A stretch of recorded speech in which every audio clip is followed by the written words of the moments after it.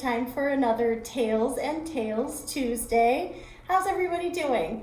My name's Miss Linda, and we're gonna get started. I wanted to talk to you today about our backyard. What kinds of animals are in our backyard and what our backyard looks like.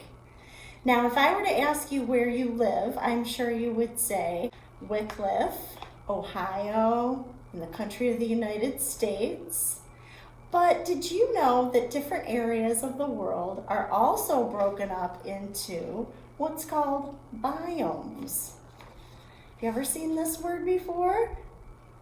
A biome is a large naturally occurring community of plants and animals that occupy a major habitat. So maybe you've heard of one of these habitats. Have you heard of a desert? Of course. Or maybe the tundra where it's cold.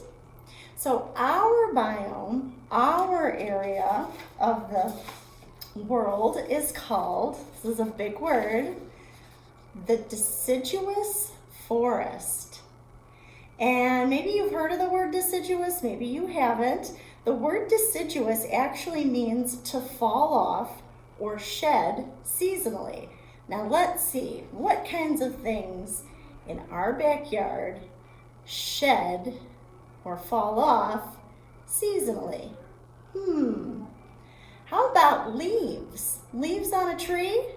Every fall they change color and they fall off, right? And then they grow back in the spring. So another trait of a deciduous forest is that we have hot weather, warm weather, and we also have cold weather, which we know. Sometimes it switches day to day, doesn't it? But we have the seasons. We have warm seasons and cold seasons. The other thing about a deciduous forest is because it has very fertile soil and a long growing season, a lot of the deciduous forests have been converted into agricultural regions. And that means farmland. And we know that if we drive through Ohio and the neighboring states, we will see lots and lots and lots of farmland.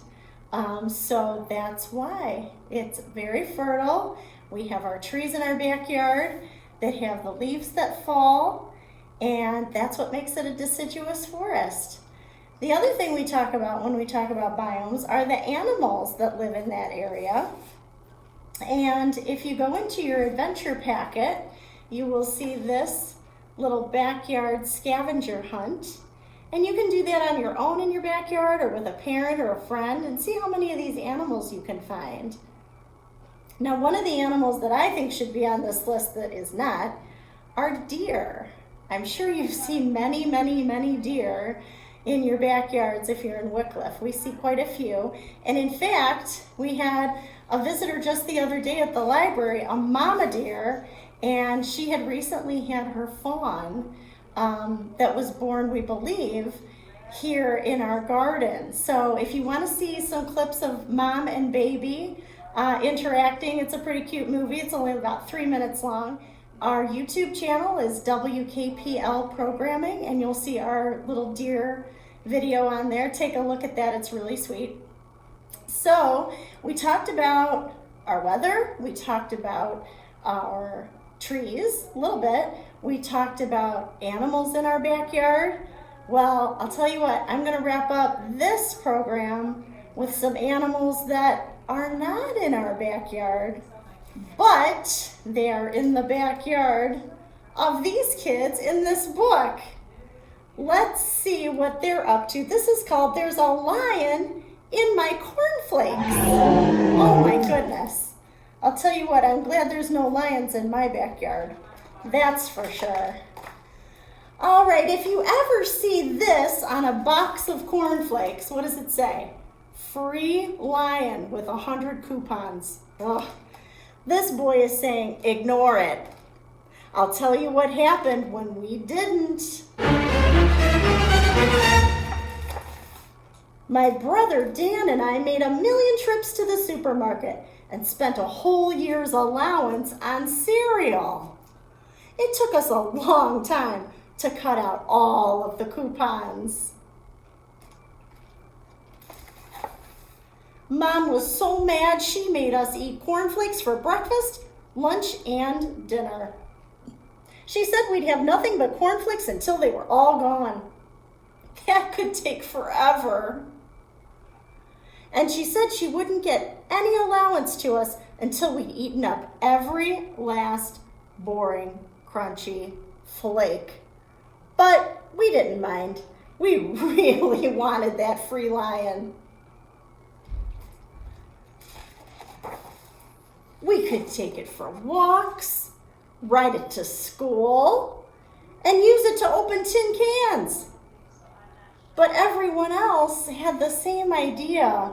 Look at all this mail in the mailbox from all the kids wanting a free lion from their cereal. We waited and waited for a free lion to arrive, but there was no lion on Monday or Tuesday or Wednesday. Thursday, no lion. Friday, no lion. Saturday, still no lion. Even worse, by the time Sunday came, everyone else had theirs. How fair is that? Not very. Look at all those lions in the park and in those backyards. What a sight. Then on Monday, a delivery truck came. We were so excited, but one, it wasn't a lion. Two, they sent it next door by mistake. And three, it went crazy in Mr. Harper's backyard. There's another animal you don't want in your backyard, right? A bear. It wasn't our fault, but Mom went bonkers. She made us apologize to Mr. Harper and clean up. It was awful. We had a grizzly bear, a grumpy mom, and absolutely no free lion. We wrote to the cereal people and complained, and they wrote back.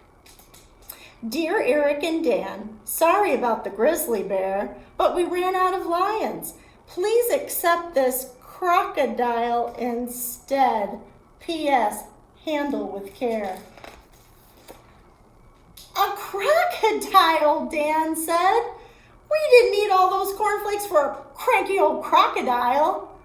And guess what? The crocodile spent all its time in the bathroom and no one else could get in. Dad went nuts. He made us scrub the bathroom while he called the cereal people. Sorry, they said. We'll sort it out right away. We asked for a lion. Not a grizzly bear, not a bathroom hogging crocodile, and definitely not a gorilla. But that's exactly what we got. It really liked Dad's car. He was not impressed. That's it, he fumed. Everyone and I'm gonna give those cereal people a piece of my mind. Uh-oh, Dad's mad. The cereal people said sorry again, but they really had run out of lions. They said we could keep the big gorilla, the bathroom hogging crocodile, and the very grizzly bear. They also gave us a lifetime supply of cereal. Finally, Dad was happy, but Mom wasn't. And we certainly weren't. You can't take a box of cornflakes for a walk. Cornflakes won't get you to school in style. And can cornflakes help open a can of tomatoes? I don't think so.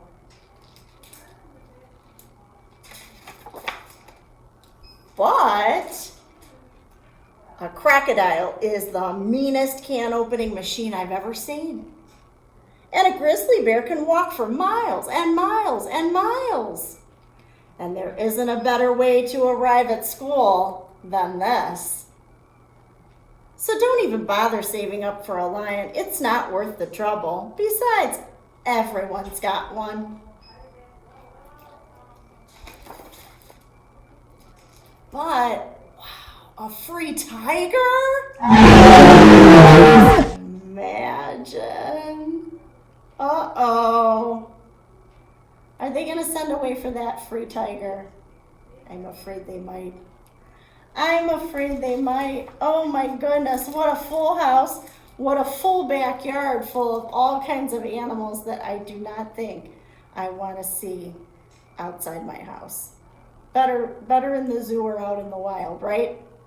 Okay, thank you so much for joining us for our Tales and Tales Tuesday. We'll have another one next week, and we'll see you then. Stop into the library in the meantime. Make sure you're signed up for summer reading, and come and see us check out some books. Bye-bye.